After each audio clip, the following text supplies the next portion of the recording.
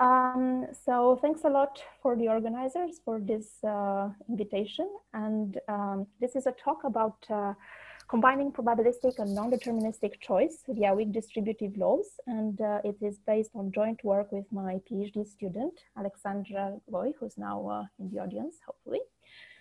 And it's based on a paper that will be published in Leaks Proceedings this year. So here's a bit the overview of the talk. I will basically recall the monads that we will be using for non-deterministic and probabilistic choice after some brief motivation. And then I'll recall some very well-known facts about Beck's distributive law and the correspondences with extensions and lifting.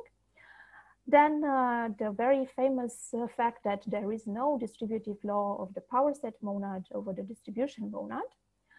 And then the main result of our work, which is actually based on category theoretic results from a paper of Richard Garner. And we show that there is a weakened form of distributive law between the powerset monad and the distribution monad. And as a consequence, we obtain the convex powerset monad as a weak lifting of the powerset. And finally, we outlined some applications to probabilistic automata. So nowadays in France, you know that lockdown may be coming to an end very soon, and there is a big question whether we should send our kids back to school or not. So here is an example where we have a very silly example of probabilistic and non-deterministic choice mixing up. We have little Calibero, and maybe his parents are a bit tired of homeschooling him. So they think, okay, should he stay home or should we send him to school? And he's nice and healthy. So if he stays home, there are 100% chances that he'll keep healthy. But if he goes to school, depending to which school he goes and what's the environment there, maybe he will get mildly ill with 39.5 probability in one case, or maybe he'll get in that case with 0.5% probability severely ill because he's such a young boy. Or if he goes to another school, the percentages are a bit different. So here is a system where you have some labels for non-determinism and then some probabilities. And joke aside, there are lots of systems where you have this mixture of probabilities and non-determinism, and they are pervasive in verification, which is why there is also a very long history of understanding them from a theoretical point of view.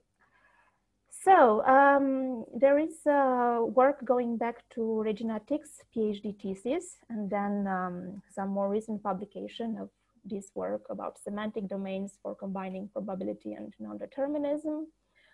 Then there is a more recent paper of Kamen and Plotkin on mixed power domains for probability and non-determinism, where essentially they consider a power domain with suitable convex subsets of probability distributions. And this is constructed somewhat by hand, and we don't know exactly why this is the canonical thing to do. Some other work of Michael Mislov, and of course, one very important piece of paper of Faraka and Winskell, where they showed that actually there is no distributive law between the monad of probability and the monad of non-determinism. And this fact has actually standed in the way of considering more modular approaches to understanding this kind of systems. More recently, there have been some breakthroughs in the community of people doing coalgebras, and I'm thinking about some papers of Anna Sokolova and her co-authors. I mean, one paper of Filippo Bonchi, Alexandra Silva, and Anna, where they essentially describe the monad of convex sets of finite distributions, and they use it to show how to transform a probabilistic automata into a belief state transformer. And another paper in Leaks last year, again by Filippo Bonchi, Anna Sokolova, and Valeria Vignudelli, where the algebraic theory of non-determinism and probability of this combination is used extensively to understand the behavior of such systems. Nevertheless, there is something still missing in these works, namely why these constructions, which seem so nice and which work so well, why they do work? Why are they canonical, and how can we explain them in a modular way, in ways similar to how we do things for other combined effects?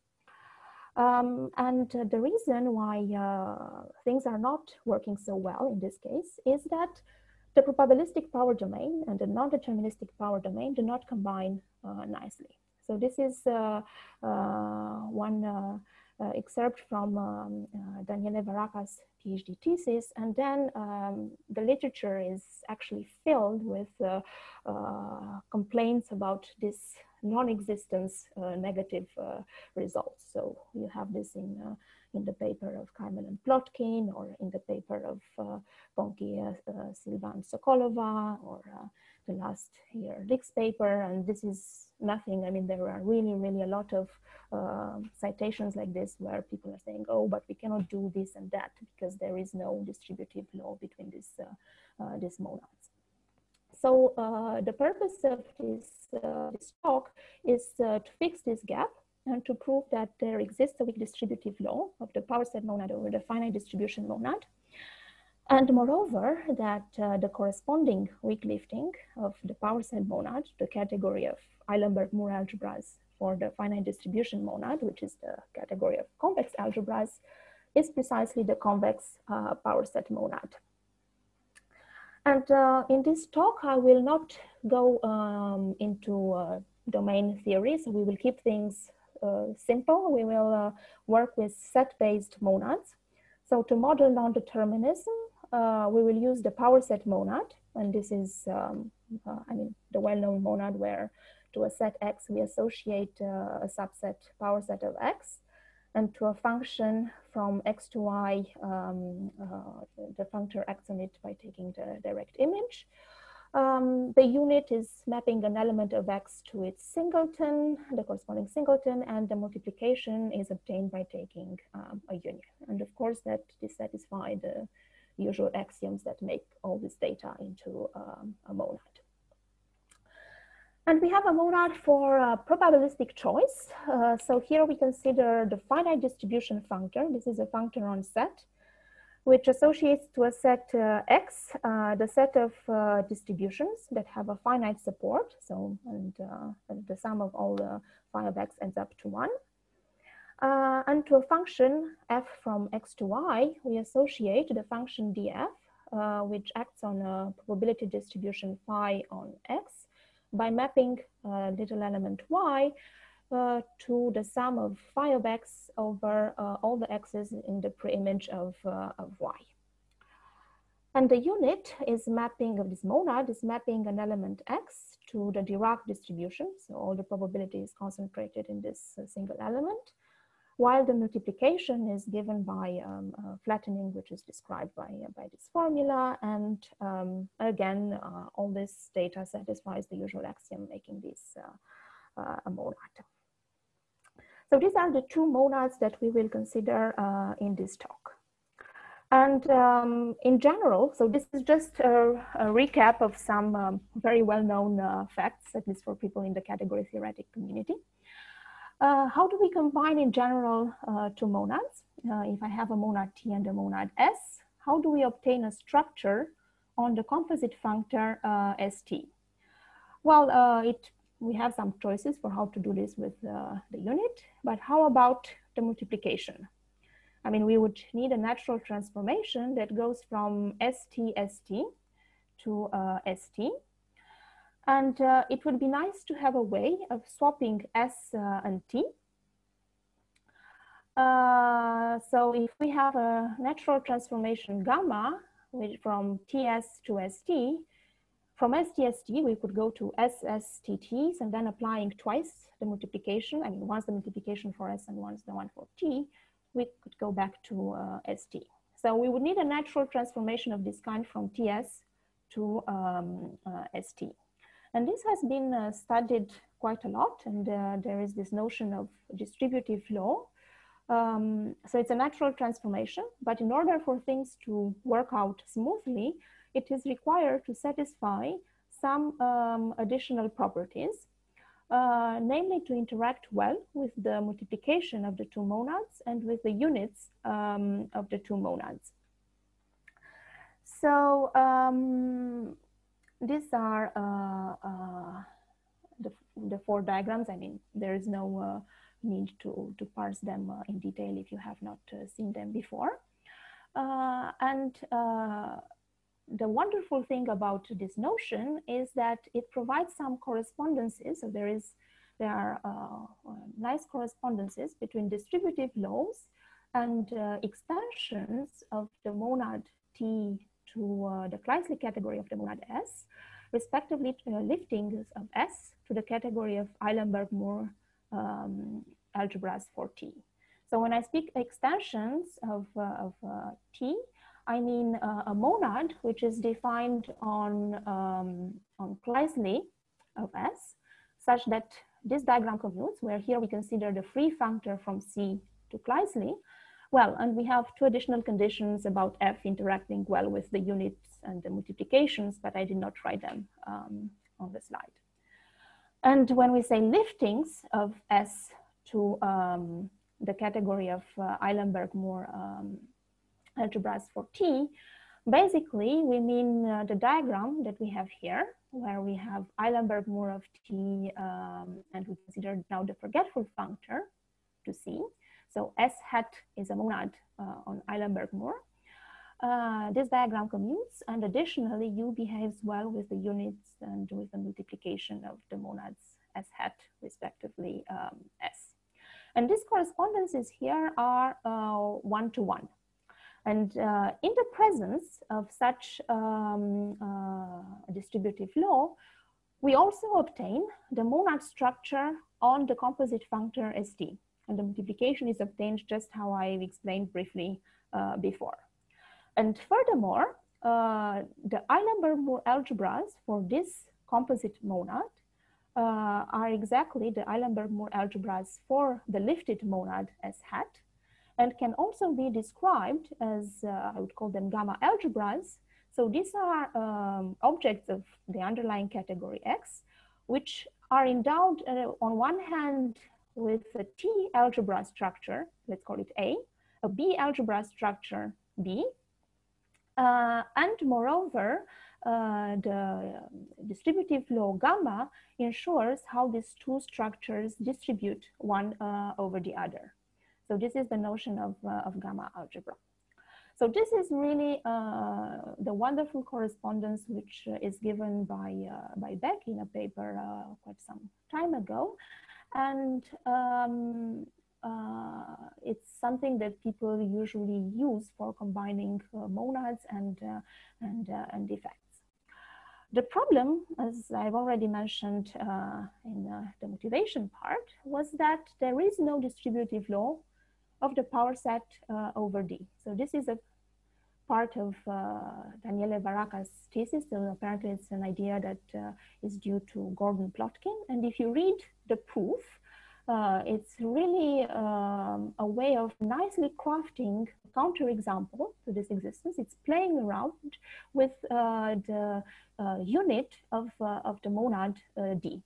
I mean, D here in this thesis is actually our monad of finite distributions. And it's the unit of this monad which makes the whole argument here. So this is why you can construct this counterexample. And more recently, there have been more negative results of this kind. So Bartek, Klein, and Julian Salamanca prove that there is no distributive law of the power set monad over itself, but moreover, that there is no monad structure on the composite power, on power set square, but also on iterative power sets. And furthermore, they also showed that there is no distributive law between the monad power set and the functor T, provided T satisfies some further conditions, again, very akin to existence of some unit. And more recently, Zwart and Marsden published in this last year another paper on no-go theorems for distributive laws, where they are generalizing this counterexample given by Plotkin, and they provide more algebraic theories where you don't have distributive laws. So is there any hope? Can we fix things? And people have come up with various solutions. One of them was considering the monad of index valuations instead of finite distributions, and then we have a distributive law. And others consisted in considering by hand the monad of convex subsets of distributions. These ideas which go back to all these domain theoretic papers, and more recently for for convex algebra monads. This was considered in this recent paper of Filippo Bonchi, Alexandra Silva, and Anna Sokolova on the power of convex algebra. And this has been used extensively in this paper. But there is no understanding, no compositional understanding of these constructions. So what goes wrong? Can we at least obtain some natural transformation of the required type from dp to pd? And if yes, we have in the definition of a distributive law these 4 axioms. Which ones work, which ones break? It's a fair question to ask to understand better what goes wrong. And to answer the first question, we could use a property which goes back to Barr, namely that if we have a pullback preserving set functor T, this can be extended, in this case uniquely, to a 2-functor on the category of relations, which happens to be the Kleisli category of the power set monad. And we are in good luck because the functor that the underlying functor of the finite distribution monad preserves weak pullback. So this is a fact that was proved independently by Larry Moss and by Eric de Vink and Jan Rutten back in 1999. So using Barr's result, we know that we have this extension of D to the category of relations. And consequently, again, relying on Beck's result, we obtain a canonical distributive law of the monad, of the power set monad, but this time over the functor D. So this is not the monad D, this is just the underlying functor.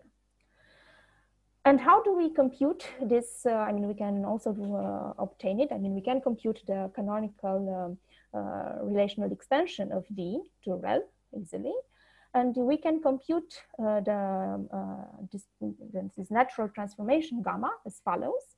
We consider a relation. So this corresponds to the identity on the power set of X seen as a relation. We'll call it belongs because it consists of pairs AX, where A is some subset of X and X is an element of A. And given some distribution phi on power set of X, then gamma associates to phi the distributions on X with the property that there is another distribution psi on this relation whose marginals are capital phi respectively phi. So one can compute also this, the formula for this canonical distributive law.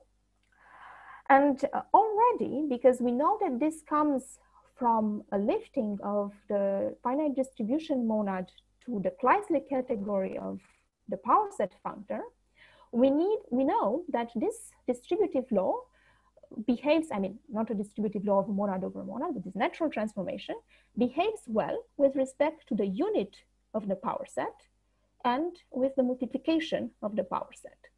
So far we have one natural transformation, And we have 2 out of the 4 axioms in the definition of a distributive, 2 to go. And we see next that the problematic one is the one which is involving the unit of the distribution monad. And this is not a surprise, because this is what was playing a crucial role also in the counterexample of Plotkin. On the other hand, the axiom for the multiplication works absolutely fine. And it's a huge diagram, so it's not immediate how to prove this. And in fact, we don't do it directly. I mean, we haven't even tried.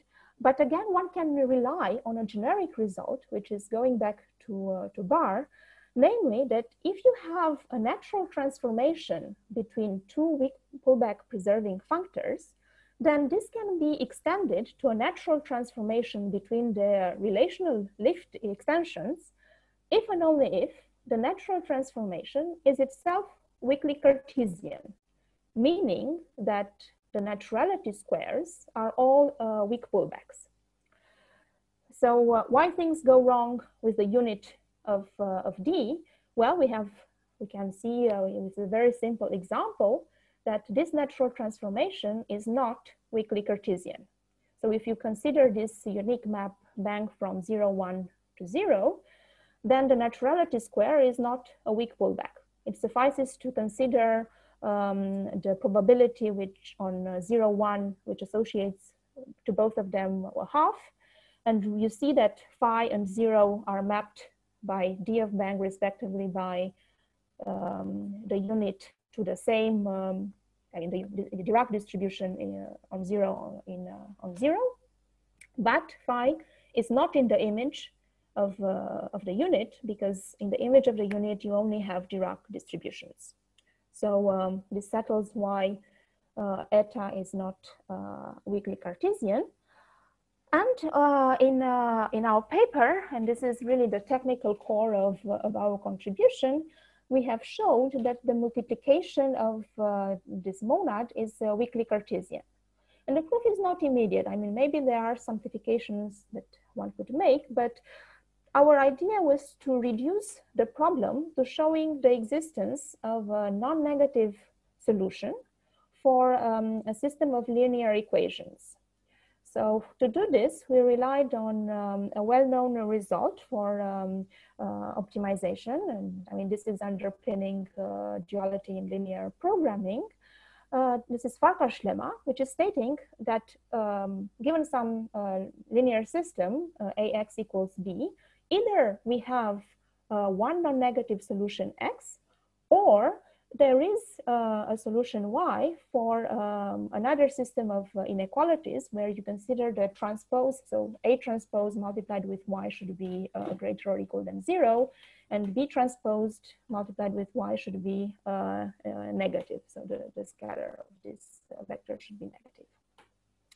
And we managed somehow to, I mean, it's a combinatorial argument, and we managed to arrive at the contradiction if you assume that the second version is true.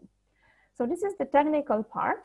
And now how, using this fact, we know that in fact, the canonical natural transformation that we have between the monads, the power set, and the distribution monad also interacts well with respect to the multiplication of the monad D. And in fact, now it is time to use some off-the-shelf results. And this is a very beautiful paper that we came across, written by Richard Garner and published last year. The Vietoris monad and weak distributive laws. So we rely heavily on this corollary, namely the second part of it. Namely, if you have a monad T such that T is weakly Cartesian and its multiplication is weakly Cartesian, then you can still have now a weak form of extension of T to the category of relations. And also we obtain, corresponding to this, a canonical weak lifting of the power set monad to the category of T algebras. Richard applies this to the Stonecheck compactification monad. And we know that the algebras for this monad are the compact Hausdorff spaces. And his result is that the weak lifting of the power set, which he's obtaining in this way, is precisely the Vietoris monad. So what we did essentially, we took his results and we applied them for our monad D, because we have just proved that we are in this setting where its multiplication is weakly Cartesian. So weak distributive laws, I mean, there are various ways in which you can weaken the notion of a distributive laws, and this has been studied in a fancy two-categorical setting by Street and Baum. And the version which Richard calls a weak distributive law is presented in this slide. So as I said before, it's a natural transformation which interacts well with the multiplication of the two monads, and now only with the unit of the monad S. So we discarded one of the four diagrams, conveniently precisely the one which arranges us also in our example with the distribution monad. And the beautiful correspondence that works so well in and was described by Beck actually works very well in the weak setting as well. So this is something which is very nicely explained in Richard's paper. We have this notion of weak distributive law from TS to ST. We have a weak notion of weak extension of T to the Kleisli category. And this is very easy to define because basically T hat is no longer a monad. You have the functor and you have a multiplication with the suitable axiom, and that's it. So the equivalence that is here is pretty easy to understand. It's a simple generalization of Beck's result. On the other hand, the notion of weak lifting, which Richard outlined in his paper when the underlying category has the property that idempotent split, is much more interesting. So this is really a deeper result of the correspondence between weak distributive laws and weak liftings. And I will immediately define what is a weak lifting. But before going there, just to say that if we have these correspondences, then we also have a monad structure. Now this is not the composite ST, it's rather the monad which is obtained by composing the adjunctions for Eilenberg-Moore of T and for Eilenberg-Moore of the lifting S hat. And of course, we have that the Eilenberg-Moore category for S hat is precisely the Eilenberg-Moore category for this composite monad. And more interestingly, they can be described again as gamma algebras, where the definition of what is a gamma algebra is exactly the same as in the case of Beck. So it's just an object of the category with a T algebra structure, with the S algebra structure, and such that gamma makes these two structures distribute nicely one over the other. So this is again the picture that we will be using. And the notion of weak lifting, it's a bit more complicated. So this is a functor on Eilenberg-Moore category for T. This is called the S hat. But now this square is actually not commutative anymore. We have two natural transformations, one from U S hat to SU, and one in the other direction. So one is called iota and one is called pi. So pi composed with iota should be the identity. And furthermore, this should be subject to some more axioms. So I just copy pasted them here from Richard's paper. I mean, essentially pi and iota should both interact well with the multiplication of the monad S and S hat here. Iota, the same for iota, and also with respect to the units of the monads. So they are the natural diagrams to write. It's just that now it's a bit more complicated to write them down because you don't use the monad, you rather use only the forgetful functor. So this is the notion of weak lifting that we will be using, and which comes up very neatly from this categorical framework. And furthermore, we know also how to compute the weak lifting when the idempotent split in the underlying category. Namely, if we start with a T algebra structure, let's call it A, from Tx to X, then we can consider the following composite morphism. And it turns out that this is an idempotent. I mean, you can see that in the category of S semi-algebras. And you can see that if gamma would be a real weak distributive law, then actually we could simplify this quite a lot, right? So we would just get the identity. So nothing interesting happens if gamma is a distributive law that interacts well with the unit of T as well. So here, this construction SA composed with gamma X is something that we encounter also when we study careful the distribution, the correspondences given by Beck.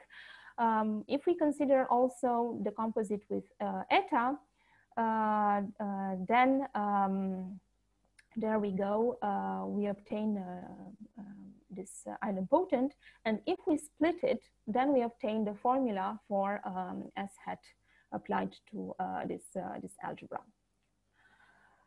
So we will come back to an instance of how we apply this result very soon. So far, just to recap, we know that D preserves weak pullbacks. We prove that its multiplication is weakly Cartesian. Hence, we have a canonical weak extension of D to the category of relations.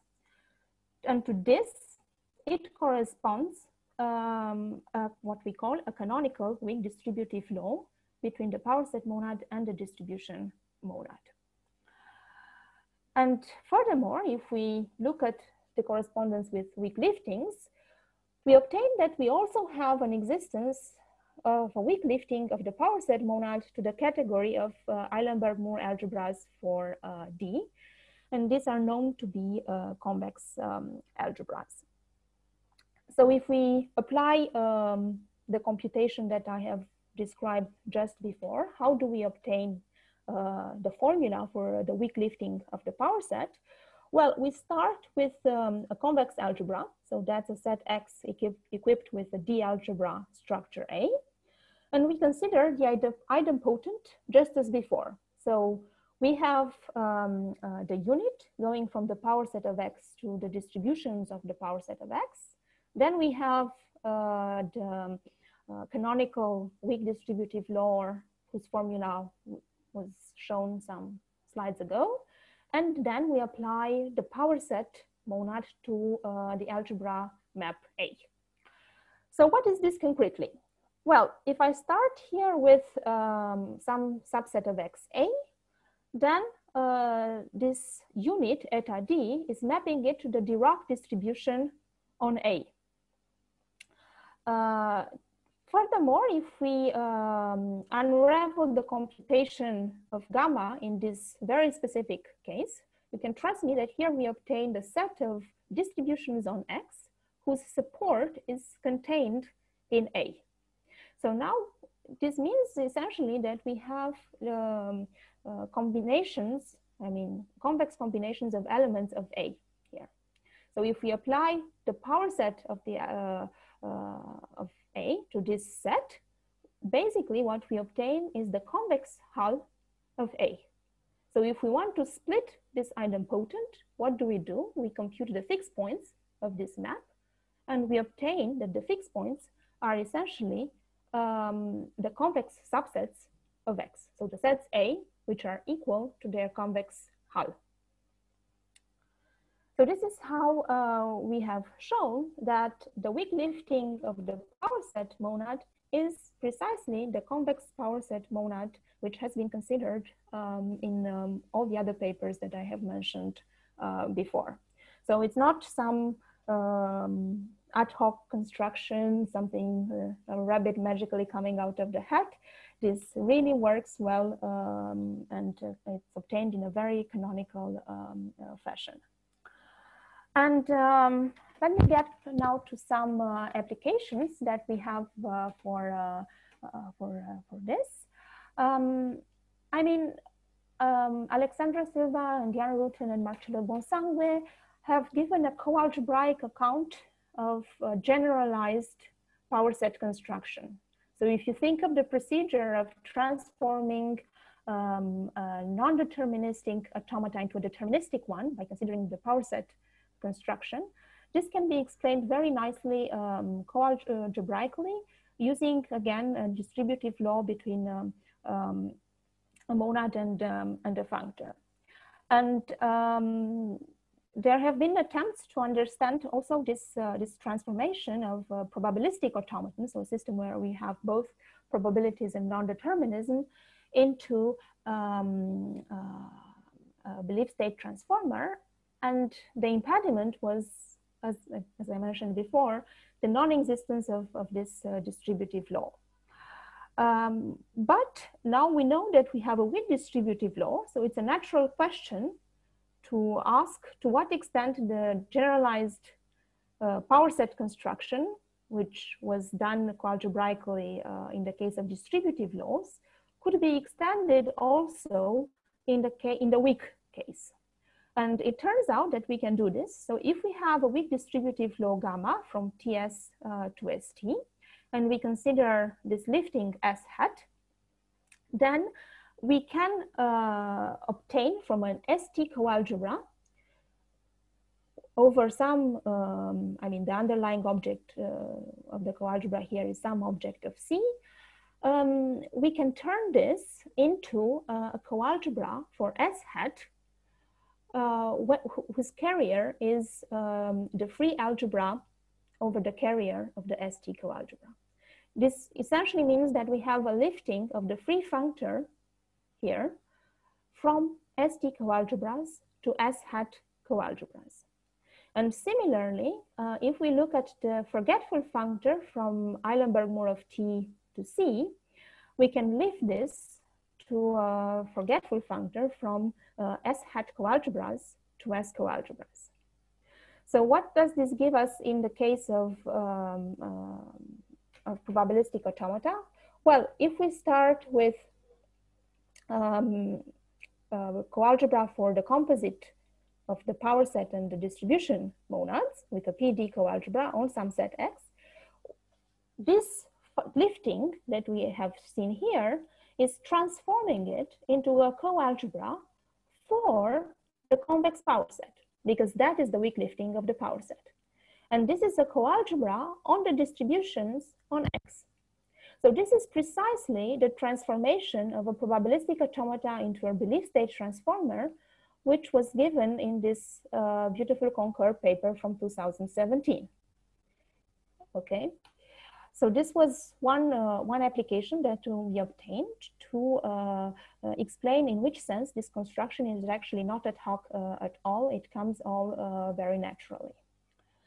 And secondly, a second application that we have in mind is that we can obtain quite quickly from this weak distributive law a presentation for the composite monad. Okay, so if we look at the algebras for the monad consisting of convex sets of finite distributions, so these are the convex semilattices.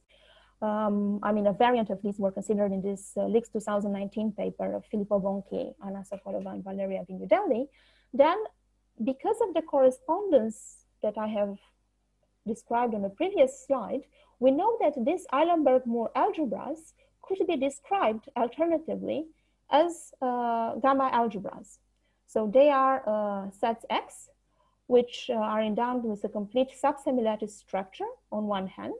On the other hand, they are algebras for the distribution monad, so they are convex algebras, and you can give a concrete presentation for these, so using some operations and equations. And once you have this signature, the fact that this diagram commutes, if you spell out what it means, well, you obtain this distributivity axiom. And this is very much what Filippo, Anna, and Valeria have done in their LIX 2019 paper, only that they had to do a lot of these proofs without relying on these compositional mechanisms. So this was the second application that I wanted to mention. I'll now get to future work. So the first point, in fact, it's a bit ongoing work. I mean, we are doing up-to techniques via weak distributive laws and trying to understand also how up-to convex can be seen as a sound up-to technique in this setting. I mean, here we worked only with the finite distribution monad, but maybe we could extend this easily to the countable one. And then there is all this work in domain theory where things are slightly more complicated, and we should tackle that as well. So all this after the confinement will be over. And thanks a lot for your attention. I think I finished a bit quicker than... No, it was perfectly timed, Daniela. Thank you very much for the excellent talk. So we're going to unmute everybody, and everyone please, let's thank Daniela.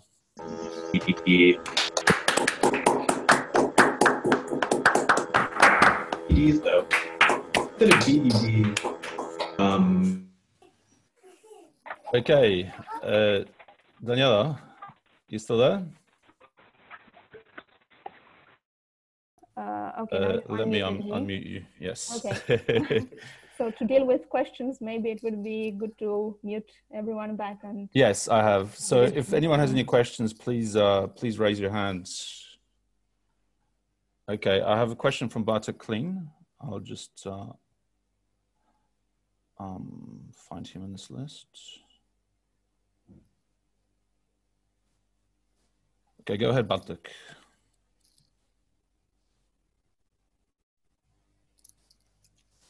So here's a... Sorry, Bartek, can you start again? All right, can you hear me now? Yes. I can hear you now. Hi, Bartek. All right, hi, Daniela. The question is this. Let me just confirm with you if I guess correctly. If you replace the distribution monad with the power set in your story, what you probably get is that the distributive law is a weak distributive law. And is it right that the monad you obtain from this is the monad of upwards closed families? I think this example was considered in Richard's paper already. So I'm not sure. So I think you get commutative quantals where some multiplication is idempotent or something like this. So, but at any rate, I mean this. Wait a sec. Maybe in his paper it was actually the finite power set. Okay. I'm not sure if you get upward closed sets though. All right, then I'll check in the paper then. Thanks. Yeah. Any other questions?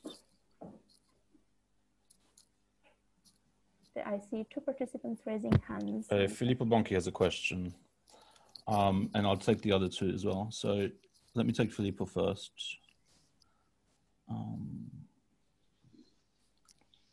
Filippo, can you hear me? Yes.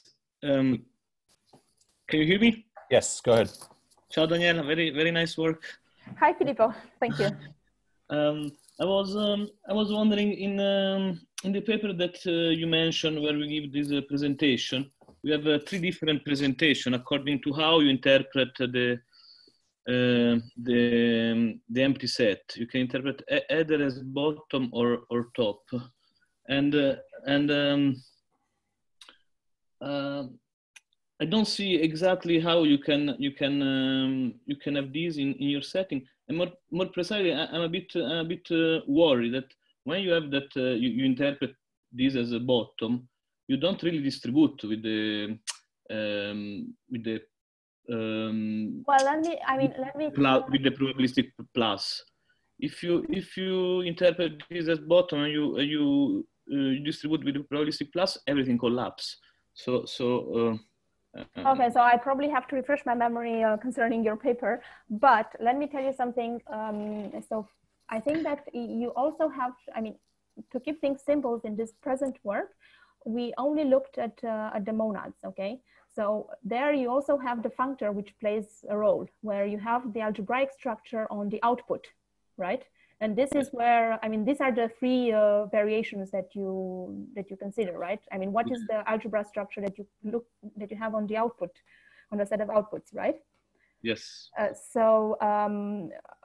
mean, what I presented here is a bit more simplistic than that, because we actually don't look yet at the functor, right? We only look at the monad. So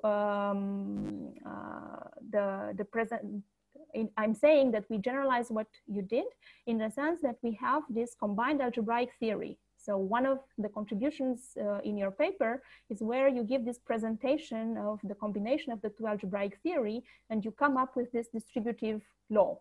And for the moment, this is all that we claim we are generalizing from your work.